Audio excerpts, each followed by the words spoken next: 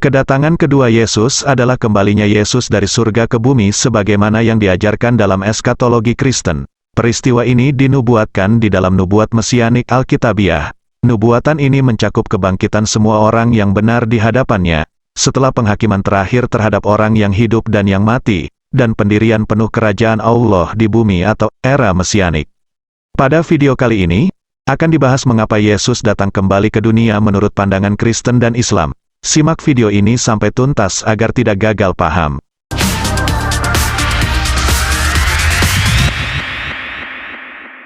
Kedatangan kedua Yesus bisa dilihat dalam kitab Para Rasul yang berbunyi, "Sesudah ia mengatakan demikian, terangkatlah ia disaksikan oleh mereka, dan awan menutupnya dari pandangan mereka. Ketika mereka sedang menatap ke langit waktu ia naik itu, tiba-tiba berdirilah dua orang yang berpakaian putih dekat mereka, dan berkata kepada mereka, 'Hai orang-orang Galilea, mengapakah kamu berdiri melihat ke langit? Yesus ini, yang terangkat ke sorga meninggalkan kamu, akan datang kembali dengan cara yang sama seperti kamu melihat dia naik ke sorga.' Dan dalam kitab Yohanes, 'Janganlah gelisah hatimu, percayalah kepada Allah, percayalah juga kepadaku. Di rumah Bapakku banyak tempat tinggal. Jika tidak demikian, tentu aku mengatakannya kepadamu, sebab aku pergi ke situ untuk menyediakan tempat bagimu. Dan apabila aku telah pergi ke situ dan telah menyediakan tempat bagimu, aku akan datang kembali dan membawa kamu ke tempatku, supaya di tempat di mana aku berada, kamu pun berada.'" Dan dalam keyakinan Islam, Isa bin Maryam akan datang kembali ke dunia. Dalilnya diantaranya terdapat dalam surat Az-Zukhruf ayat 61 yang artinya, "Sesungguhnya dia, Isa, itu benar-benar menjadi pertanda akan datangnya hari kiamat." Dan dalam surat Ali Imran ayat 55 yang artinya, "Ingatlah, ketika Allah berfirman, 'Hai Isa, sesungguhnya aku akan menyampaikan kamu kepada akhir ajalmu dan mengangkat kamu kepadaku serta membersihkan kamu dari orang-orang yang kafir, dan menjadikan orang-orang yang mengikuti kamu di atas orang-orang yang kafir hingga hari kiamat. Kemudian hanya kepada akulah kembalimu.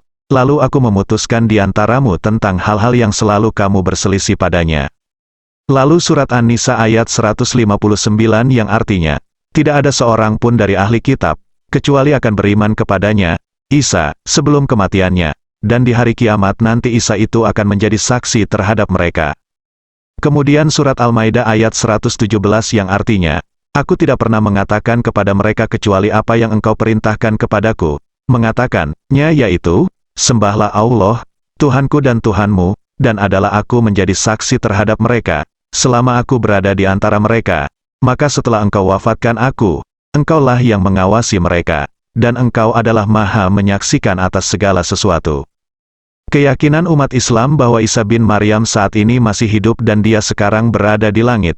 Kemudian pada akhir zaman Isa bin Maryam akan kembali ke dunia. Pada kedatangannya inilah dia akan diwafatkan. Jadi, antara keyakinan Kristen dan Islam sama-sama percaya bahwa dia akan datang ke dunia.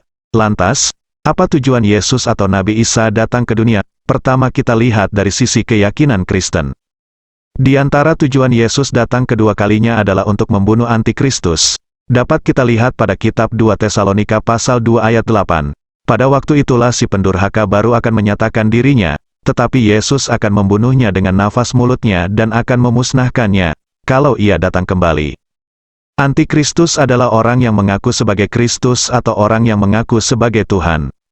Di dalam Islam antikristus disebut sebagai Dajjal atau sang pembohong besar. Keyakinan Islam bahwa tujuan Isa bin Maryam datang ke dunia adalah juga untuk membunuh Dajjal. Hal ini disebutkan dalam hadis riwayat Muslim.